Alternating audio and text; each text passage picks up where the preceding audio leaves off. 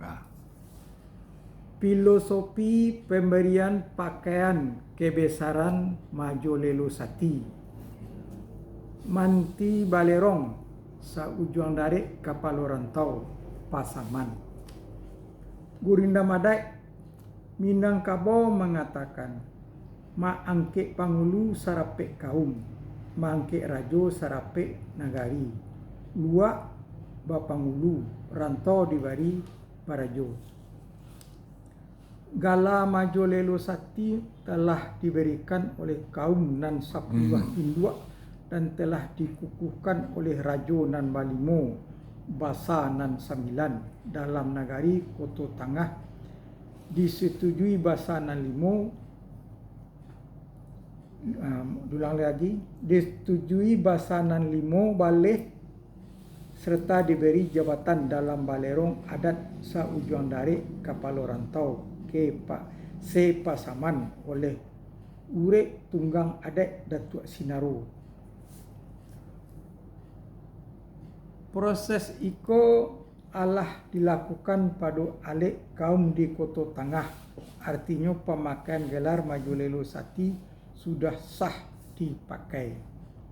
Namun dalam prosesi alik kaum di Koto Tangah, yang diberikan ke kaumnya adalah pakaian Majolelo Sati basarato sebuah tongkat, dan maksudnya kaumnya adalah pakaian Majolelo Sati basarato sebuah tungkek sebagai tanda kebesaran dalam kaum.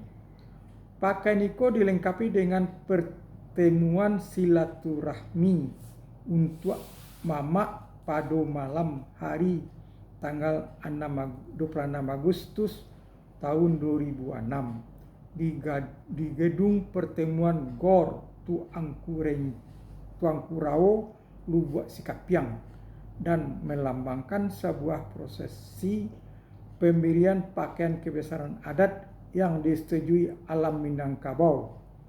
Prosesi pemberian kelengkapan pakaian itu adalah sebagai berikut.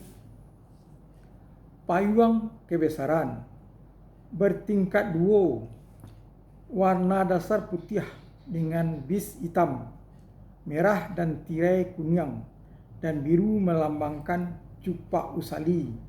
Adat basandi sarak basandi Kitabulah, diberikan oleh Urip Tunggang Adat Datuk Sinaro. Saluak Majolelo Sati adalah manti balerong sa ujung dari kapal rantau. Dalam jabatan itu, manti balerong akan mengacu kepada sosok Jaraminyo sebagai cucu keluarga Tuanku Imam Monjol dalam Parwit Majo Indo di Koto Laweh.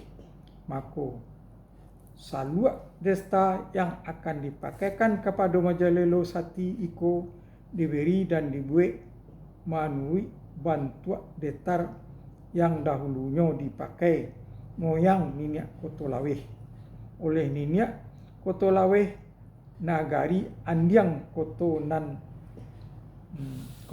Panjang, dan diantar langsung oleh Niniak Majo Indo dari Limbanang Koto Laweh dan Datuk Kaampek suku Limbanang Koto Laweh Haji J.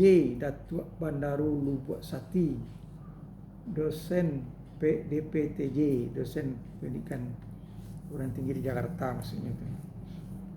Keris ulunya merupakan duplikat yang sama dengan ulu keris pusako Ari Ikhlas yang dipercaya pusako keris Datuk Ketumangguangan. Kerisnya dibuat merupakan duplikat dan benda pusako Rajo Adat di Minangkabau. Pembuatan keris itu sejalan dengan jalannya penelitian benda pusako milik Hari Ikhlas yang sosok Jerami sampai ke Pagaruang. Sandal berbentuk sandal pangulu. Menurut sejarahnya, sandal mantiko dahulu kala dipakai dalam adat kebesaran serta pertemuan-pertemuan dari Taluk Persia. Sandal itu diberikan oleh Niniak Mamak dari negari asal ibunya Sungayang Batu Sangka dan akan diwakilkan oleh salah seorang penghulu Datuk nan Batu Juah dari Pagariuang, iaitu Datuk Rajo Aceh.